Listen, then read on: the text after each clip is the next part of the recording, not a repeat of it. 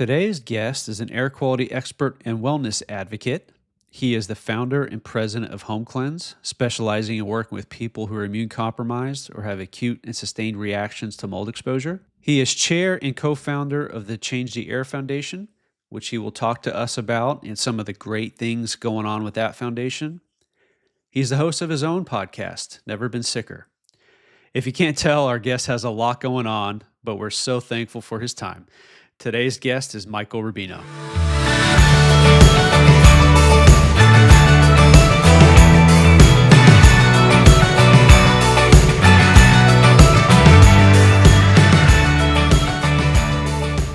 Welcome back to the Mold Show. I am your host, Adam Horn, and as always, I'm joined by my co-host, Sean McGrath. Real quick, for those who don't know, I am a state of Florida licensed mold remediator, and Sean is a state of Florida and many states licensed mold assessor. Am I correct in saying that, Sean? You are, yes. Just a couple actually, but there's not very many that need it, unfortunately, which is part of the problem with our industry. Yeah. And today we're joined by a special guest. If you found our show, you probably, he's a celebrity in the mold world.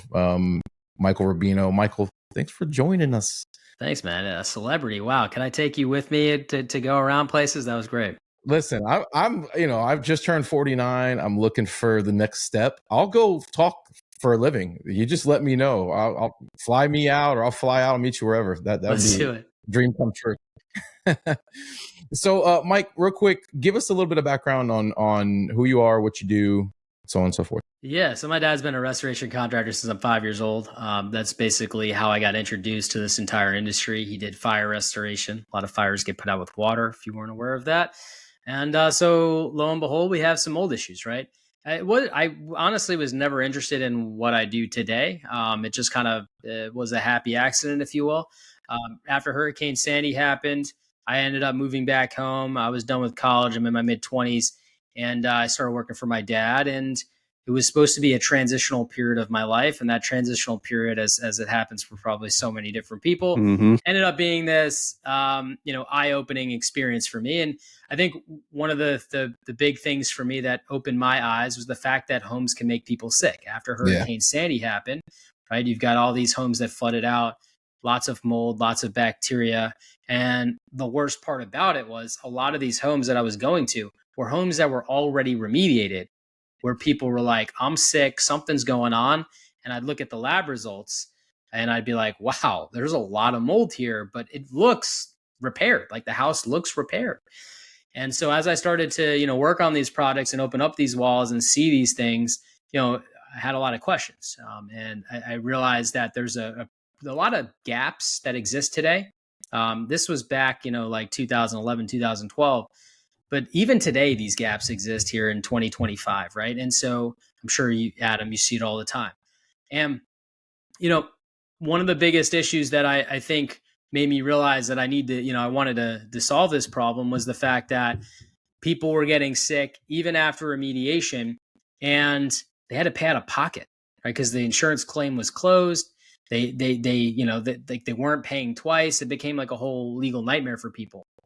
And, remediating the right way, I think, was something that I sought out in my little quest here, and kind of, I just kind of made strides and obviously never turned back. And so, grateful for people like you, Adam, grateful for people like you, Sean, that are out there doing the right thing, helping people find the right problems. Because I think, if we think that the restoration industry is a wild, wild west, well, let's talk about the inspection industry as well, right? It's crazy. Don't get us started. Yeah. And unfortunately, get them started. The reason why we have to travel over the country is because of that situation you just described, Michael. There's already been remediation done, already been inspections done, and people are still sick. And wouldn't you know, still serious issues going on in the home. Well, it starts with remediators telling some assessors where to sample. I mean, you can tell them what happened and what you remediated, but for me to be like, I want you to swab right there. I want you to take your sample right here and only there. There's always been a weird relationship out there with some people in the industry and the testing side of things. And tell us more. I kind of got on my soapbox before we started hitting record, so I'll get back into that. One of the biggest conflicts of interest for me is the relationship between the homeowner and the remediator or the restoration company as it pertains to the referral from the insurance company. If your house floods, you call your insurance carrier. They have a preferred network. They send the preferred vendor out to your house. Ask yourself, who does that preferred vendor really work for at the end of the day? They may have you sign a contract in distress, but ultimately, who are they looking out for? Whose interests do they care about? Yours or who's feeding them the business? So I think that's where a huge disconnect has occurred or has been allowed to happen in this industry, because years ago, when I was an insurance adjuster back in the day, that wasn't something we did. There was a separation between the settlement of the claim and who did the work. And then it kind of started with on the auto side of things, where they started building up vendor networks with body shops and things like that. But still, the property side had nothing to do with that. You'd go in, fairly adjust the claim, write the customer a check, and then if they came back with differing opinions and estimates and things like that, you'd adjust the claim as necessary. Nowadays, it feels like the restoration guys, it's their job to adjust the claim, but they are limited in regards to what they're allowed to do. They don't have approvals to even go in and dry a structure properly half the time.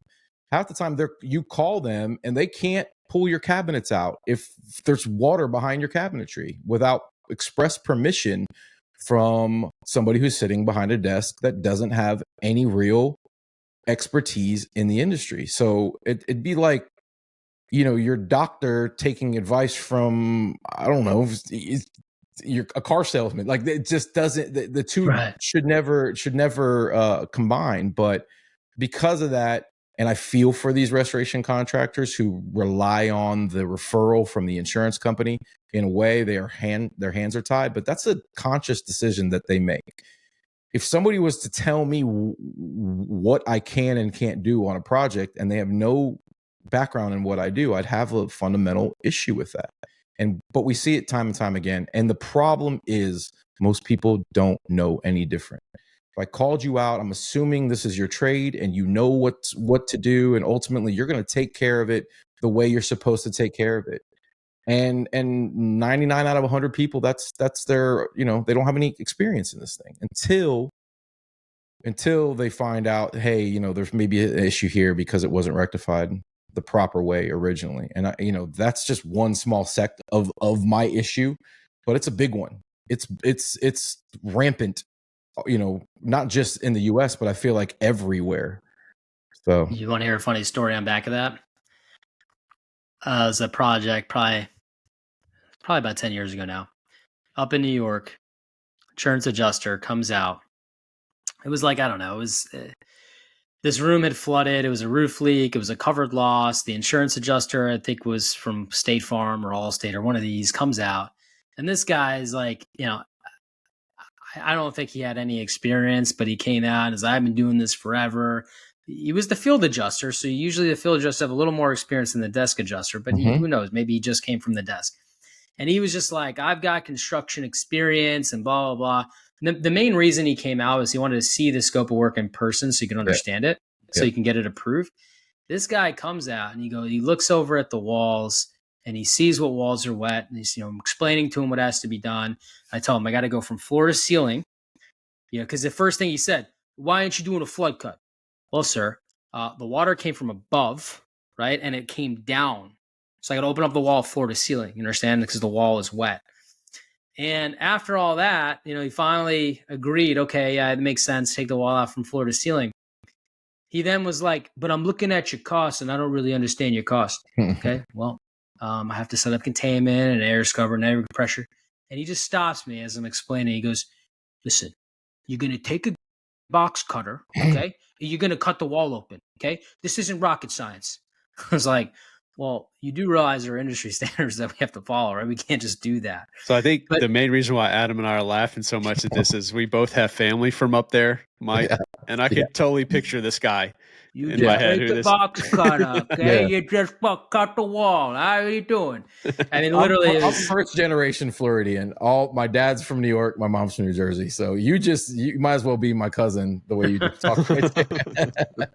I mean, I did happen to live there for a really long time, so I lost my accent being in Florida for so long. But it's that's the way in which this guy was carrying himself, and he looked at me like I had the audacity to do things I just wanted to do things properly, and I just needed enough money to be able to do things properly and have some level of profit left over. Right? Wasn't trying to rake him over the coals, and it was just the funniest interaction with this guy because he looked at me like you take the drywall away and you just throw it out the window. You just throw right out the window. You should if you were doing an asbestos abatement, would he have the balls to try to tell you how to do your job? Like why I guess it gets lumped in with the water side so much that people feel like water and mold are the same thing. And there's no regulations outside of the IICRC standards and some of the other standards for how to properly dry a building. And so I know I was trained on as an adjuster. I know what we were told and and I'm not saying we're told to do anything nefarious. I'm just saying I know what my experience was and what kind of training and background I brought to the table. And I didn't have the ability to argue with an engineer or somebody like that because I'm an insurance adjuster. I tried to stay in my lane as much as possible. As much as I learned over time, I'm still not a roofer at the end of the day. I still have to defer to people who are experts in the field. But for some reason, what really ultimately got me out of out of doing insurance-based work was when they were telling me how much I could charge, how many pieces of equipment should I have in a building? Like, please pull up the psychometric chart. Tell me how did you come in? Like, they were hiring third-party audit companies to come out and like saying, yep, you had one too many dehumidifiers in this space based on the cubic footage. Well, I was like, there's walls in place here. I can't dry that bathroom from this bedroom, right? You understand that each room requires its own drying chamber, drying method. So, it's actually so ironic too, because like literally it's those big billion-dollar companies. They literally designed to just bring equipment in and just charge per day. And like, that's how they make money. And they honestly remove as little as possible. And then there's never like, you're supposed to, I mean, if you really follow the IICRC S500 or S520, right? You're supposed to bring in an IEP first, make sure it's not a microbial contamination before you even do an S500 protocol. Right. Where does that ever get done by the insurance company? Never, right? Never. They just come right in, set up a bunch of machines and start blowing this crap around. And what are they doing? They're blowing microbes around for sure. Right. Yep. Because if it takes 24 to 48 hours to dry a structure, which I think the industry standard is like 36 hours, right, to dry a structure or something to that effect, or maybe 72 hours, right? Yeah, if concrete is wet, good luck trying to dry it in 3 days, much less 5 to 10, depending on the type of concrete. But perfect. Yeah. And we know mold grows in 24 to 40 hours, right? So you're saying if it takes at least 3 days to dry a house with all the equipment, but yet we don't set up containments to dry out a house. I'm not going to say don't put me in that category. I don't want to put you in that categoin either. I don't do dry outs anymore. Yeah. So, yeah. Industry wide, when someone does a dry out, they're not putting in engineering controls. They're not setting up containments. They just go right to just bringing their equipment in. Of course, they might open up some walls and stuff, right? But even then, it's like, the mental gymnastics I had to do to understand, what are we doing here? Yeah, we've got these machines that look like octopuses that they put in between walls to try to dry out the wall. And it's like, dude, what are you saving at this point? Just take the drywall down. It's the cheapest part of the equation. Right. It's like, it's crazy the mental gymnastics people do, and they're charging, $175 a day to just stick the equipment there 10, 12 days. And then guess what happens? There's mold there. Still got to tear it out. Yeah. What was the point of all that effort? Yeah. And they're running the claim dry along the way. They're Yeah. the homeowners $20,000, draining. $30,000. Yeah, Easy. and that's not even to cover all the costs. The homeowner is going to have a lot more out of pocket expense there, and then they're ruining any chance of getting a claim covered in the past or in the future when they have to redo it all. So they're left in this really, really difficult situation trying to get their house put back together. Extremely difficult situation, because I get it. I wake up in the bed, in the middle of the night, step out, and I'm ankle deep in water. I need somebody to come in and extract and try to get things under control. And it's difficult to follow any mold procedure or protocols when you're trying to get the building dry. But as you've pointed out, and it is a phenomenal point. Because you work in my industry, you don't know what you're going to find until you start pulling materials apart.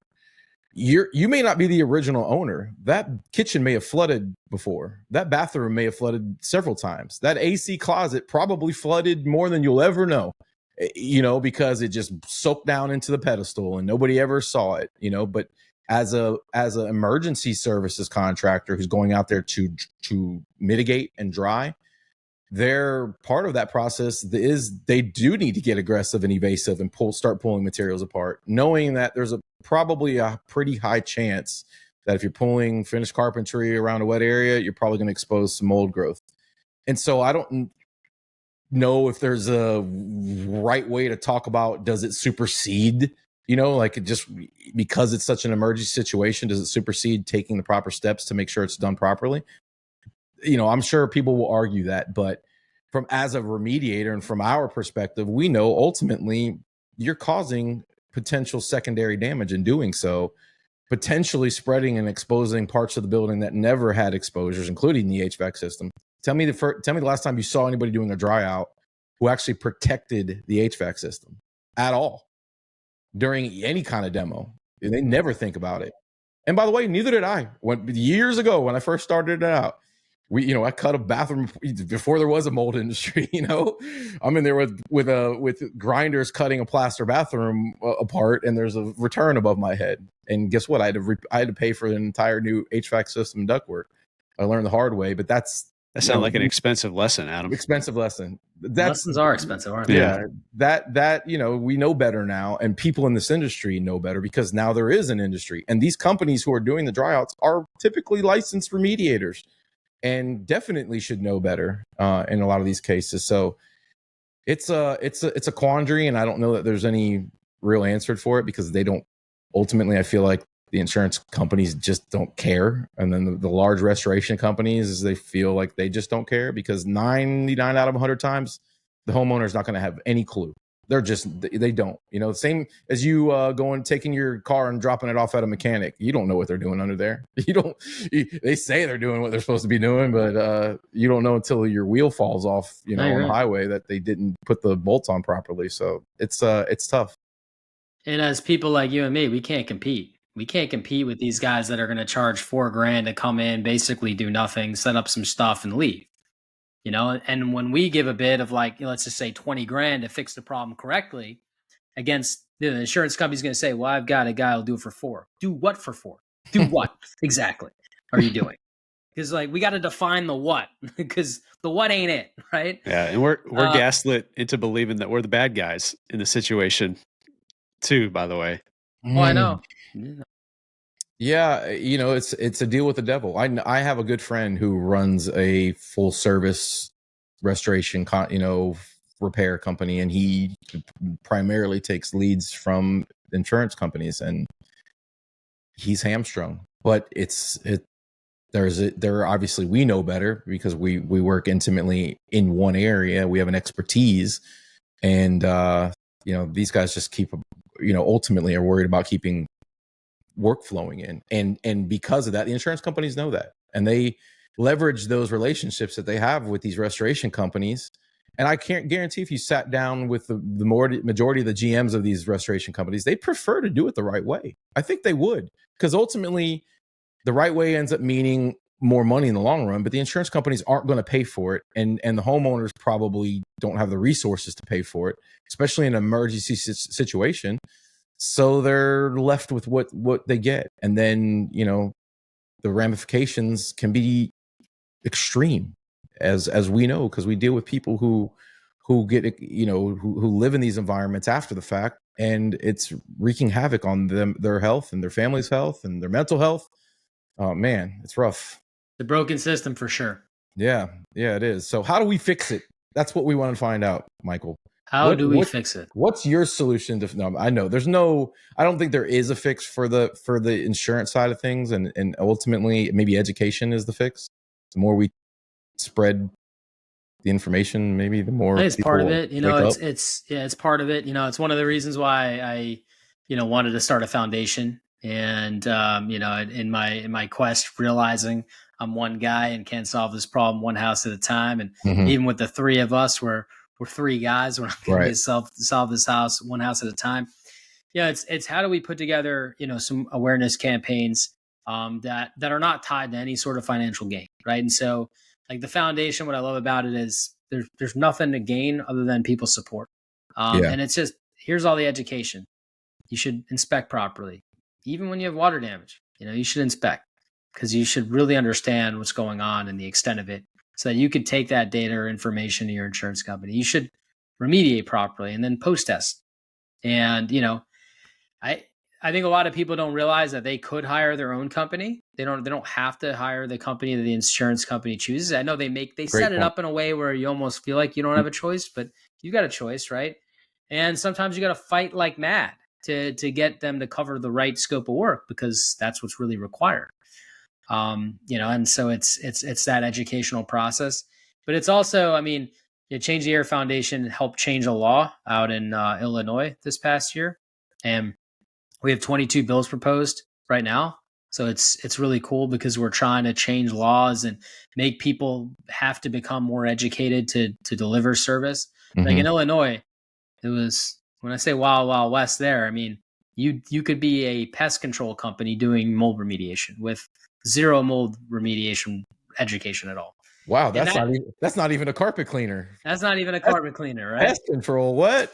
You just anything. You could be a chef at nighttime and remediator, and it didn't matter. There was no requirements in place from a state perspective, and so we're able to help get them to put together a state registry. So you at least have to have an IICRC certification, and you have to be registered with the state to do business, which it's not ironclad. Florida, we have the licensure program, although it's every program has its pros and cons, right? But I think the reality of it is just to be able to move the needle on, this is an important issue.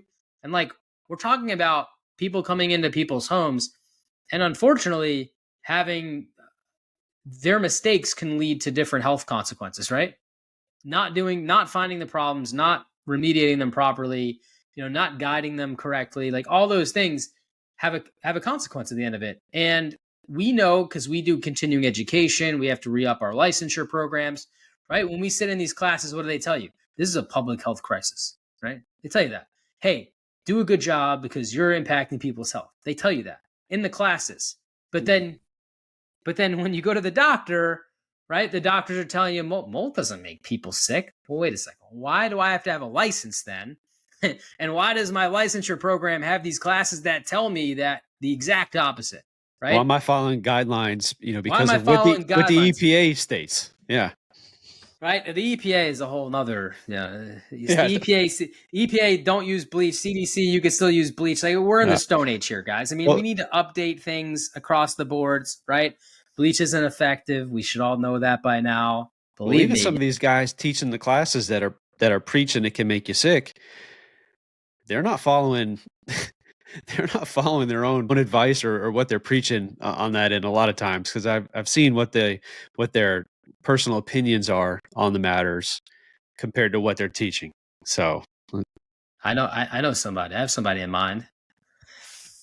Yeah, I think that's one of the issues, state by state. I'm sure I only know Florida, and at least here I feel like there's some hoops to jump through in order to be able to walk into somebody's house and do work, although that doesn't seem to make a huge difference in some cases. But outside of that, I will say this, and me and Sean we'll talk about this the other day. I heard Dr. Gary Breck. I don't know if you know who he is. He's out there kind of, I guess you could talks a lot about alternative medicine.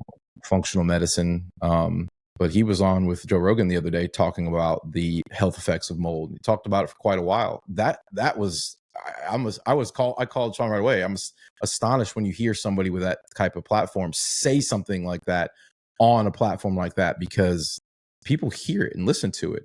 And I know in this post-COVID world, more and more people, good or bad, more and more people are hyper aware of what they're ingesting through their, from in their lungs and period, in the environments that they're in. And that, I think that ultimately maybe like the first step in towards getting more people on board, or at least making them aware that they can go out and do their own research. And now with AI and things like that, I mean, I don't know if you've asked AI questions about remediation, but it's better than the advice that most people will get, I wish a lot of people asked AI more questions, man. Yeah. It's got some good stuff on there. It's really interesting because you mentioned Brecca and Joe Rogan, and yeah, 100%. I caught that too. I'm so proud to see that stuff. I don't know if you also caught RFK Jr. recently in his speech to the public. There, in about 24 minutes into his speech, he says, and we're looking at environmental toxins and the role that it plays on autism. And then he goes on to say environmental toxins like mold. They're looking at mold and its relationship to autism, which, we've heard rumblings about because there's studies out there that have popped up regarding that mold's role on autism. But for RFK Jr. to publicly say that on his forum was pretty substantial. I think it's so interesting because you have, I don't know if you guys are aware of this, but there's, we're in a similar camp. We have, we I don't say we believe, because I think believe is the wrong word. We have seen too much, right? Like we have literally seen people sick as heck from their house, and we've opened up the walls and had that aha moment, right? Or none of us would be here.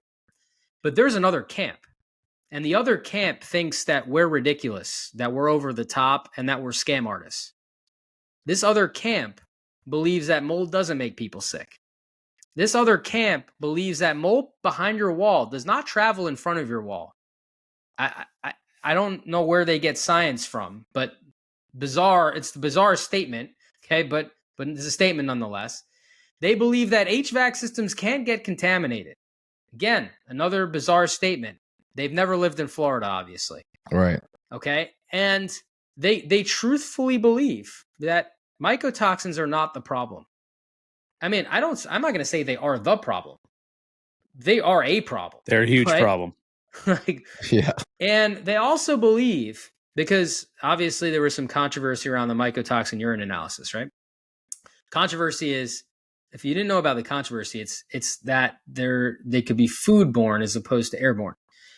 Okay, no doubt. We know that. It's a big problem in agriculture. We see it. We've seen the studies. We've seen the FDA come in and issue regulations around it, right? It's not a secret. If anybody's looked into mycotoxins, yes, you're going to see the food regulations and the food supplies and how we know it's a problem in agriculture. But we also know it's a problem in buildings. How do we know that? Well, we've seen mycotoxin tests, right? We've all seen positive mycotoxins inside people's homes. Have we not? It doesn't happen every day, right? It doesn't happen 100% of the time, but it happens and we've seen it. We also know that people have had the exact molds in their house produce the exact toxins in their body. We've seen the correlation. Now, correlation doesn't mean causation, fair, okay? But I don't know, when it walks like a duck and it talks like a duck and it acts like a duck, usually it's a duck, right? But, so we can draw some pretty strong conclusions around all of the evidence we've seen. These other guys, they've never investigated to that level. Therefore, their view is a little jaded. Right? That's the most frustrating part, Michael, is when there's a camp that refuses to even go down this rabbit hole that we've gone down with all the testing. Thousands of different types of tests and data sets to see the proof. And they're not even willing to look at what we provide, but certainly not themselves. Sean, Michael, I'm not out there on the forefront like you are. And I probably should. I don't hear these voices, and it's kind of astonishing because I'm sure they exist because Sean's talked about it before, and I just, I'm in my bubble out there swinging away, just like on the front lines. Why do you think, like, what do they have to gain from the alternative opinion? I mean, we all know it's a toxin. We didn't make that up. It is a toxin, mycotoxin. So I get, okay, the ramifications of what it does to everyone at a given time, everybody individually. It's going to vary widely, I'm assuming, but I think we can all agree it probably doesn't belong inside a confined space in a building with you. Totally. So what's the argument here? That it's being overly done. Like, how? What's the argument? Yeah. Well, I'm going to tell you. I'm going to tell you why. I'm going to tell you why it's happening. I'd love to know why. I'll tell you why it's happening. Because our camp, we're not a quiet bunch, right? We're out there shouting from the mountaintops, "Hey guys, this is a public health emergency. This is a problem, right? And everybody should be aware of it." Yeah. I've had the pleasure of talking to some of these people in the camp, just trying to get an understanding of why is it the way we view these things? How do we come together, right? How do we build these roads? And I'm making some inroads, but the truth of the matter is that they're going to people's houses. They're doing a couple air samples in the center of people's homes, and they're telling people your house is clean. The people are like, "No effing way, man. Like, my doctor's telling me I've got mycotoxins. Like, I don't feel well," right? Like, the proof's in the pudding. There's a problem here. Then they'll buy like the dust test or an ERMI, okay? And they do that. And it tells them the opposite of what this guy just said. So then they get a second opinion. They find a guy like Sean, right? And Sean goes out. Sean could tell you probably 1,000 of these stories. And what does Sean do? He finds like 17 different problems. Like, all your windows are leaking into your walls, like your roof's leaking, right? All these different problems. Yeah, the shocking thing is it's usually not just one or two problems. It's usually pretty significant issues that should have been caught. Yeah. Yeah. It's like, the screws are still rusted up on the HVAC system. They didn't even open it up and bother to look in it, right? You find these inspections where, they did a couple air samples. Did they go up in your attic, ma'am? No. Okay. Your HVAC system's in your attic. They didn't go up there and look in your attic or HVAC system? No. You literally have a pond in your crawl space. They didn't look at that. They didn't. There's 4 feet of water in your crawl. They didn't go down there and didn't see that. No, they didn't. They just come in. They take an air sample in the front, take a couple air samples. It's easy, right? They can make quick $1,000 in and out, and the report says everything's fine. I mean, it's like the easiest $1,000 you could ever make. I think that's a scam. But yet these people think that we're a scam. I think it's the craziest thing in the world, right? It's like, I feel like I live in the Twilight Zone sometimes. So in these conversations, what ends up happening is they call someone like Sean thereafter. Sean goes and finds 17 problems. What do you think they do to the first person? "Hey, I want a refund. Look at this report." And they send Sean's report. And then what ends up happening? Well, Sean's just a scam artist, okay? Right. Your house is fine. I see it. You don't need to open that up. I tested the center of your room. Here's the thing. They believe it. They are convicted in this belief that as long as the center of your room has good air quality, you have good air quality. And it does, because it's not based in any sort of science. Like, we're talking about 75 milliliters of air. I mean, like, what is that in comparison to the volume of the whole house? I mean, we're talking about like 75 milliliters of air versus 3 million cubic feet. Where are we going with this, right? Like, it's such a small sample size across your entire house, but yet that's supposed to be the measure of how you're feeling. It just doesn't make any sense. But yet that's a hill that they just want to die on because they don't want to actually have to do the job, which would be a thorough investigation. I mean, Sean, how long does it take you to crawl through a house? Oh, well, it depends on the size. But I mean, Brad and I together last week were there a good 10 hours. Two people. So when one person's going through a house and anywhere from 30 minutes to 2 hours, it's just impossible to know what's going on in a home.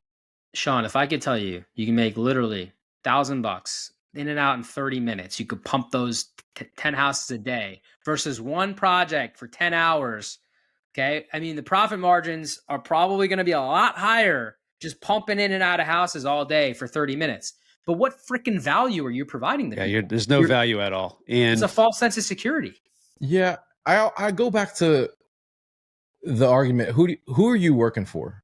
Right? If I work for the insurance company or I work for the builder, right, and I have a homeowner who's complaining, and I go in because I know the builder is going to give me 10 this week, and I'm going to make $1,000 per sample, then there's no incentive for me to do an inspection at all. I'm going to do exactly what you just said. Not me. I'm just speaking hypothetically.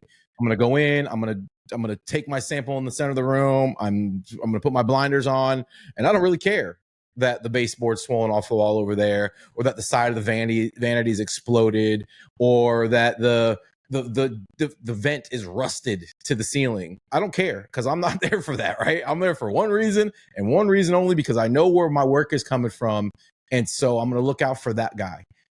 That's the main issue in a lot of these cases. I feel like there is a conflict of interest in a lot of cases, and I'm sure you do, and we all do, encourage people to get your own team, get your own samples taken. Like, do what Sean and CMA do. Go out there and evasively inspect this building. And I don't know. So the problem is that some of these guys on these camps, yes, they're in committees on the IICRC. They sit on the boards of ACAC. It's like they've been around. They've just been around for a long time, right? These are older guys. And they just kind of, they've formed this like old school boys camp. Yeah. And they just all like, and I'll be honest, like, I think the bigger issue isn't just the way in which they're sampling, because if you talk to them, they'll tell you like, the reason I still do this is because I want to save people from scam artists like those camps, they truly believe that mold doesn't make people sick. I mean, I was listening to somebody tell me about this whole funnel system that they thought I developed. They're like, all right, so you go out and you get the doctors, you convince all the doctors that mold makes people sick. Then what you do is you've convinced all the doctors to go and do all the mycotoxin tests. Then you've convinced all the people, okay? You've convinced all the people that mycotoxins are what's making them sick, right? And then when they're all convinced, they come to you. Why? Because everyone else is telling them that it can't make them sick, but you're telling them that you can make you sick, and then you're validating their concerns, and then therefore you're the beneficiary of this whole system. And I'm just like, are you a doctor? Are you? Sounds like they think you're a cult leader. Apparently so. A cult leader who cares about other people's health. There it is. And the reason why we're so critical isn't just to be critical, right? I mean, it's a plea for help in our industry, a plea to do better in our industry, because there's so many people that are desperate. Thanks again for listening to The Mold Show. We hope you enjoyed part 1 of our conversation with Michael Rubino. Sorry we had to cut it off in the middle of our conversation there, but we sure hope you tune in next time for part 2. The content in this podcast should not be taken as medical advice. While our goal is to educate, the hosts are not medical professionals, and the opinions expressed are their own. For any health concerns or questions about mold exposure and its effects, please seek the advice of a qualified healthcare provider.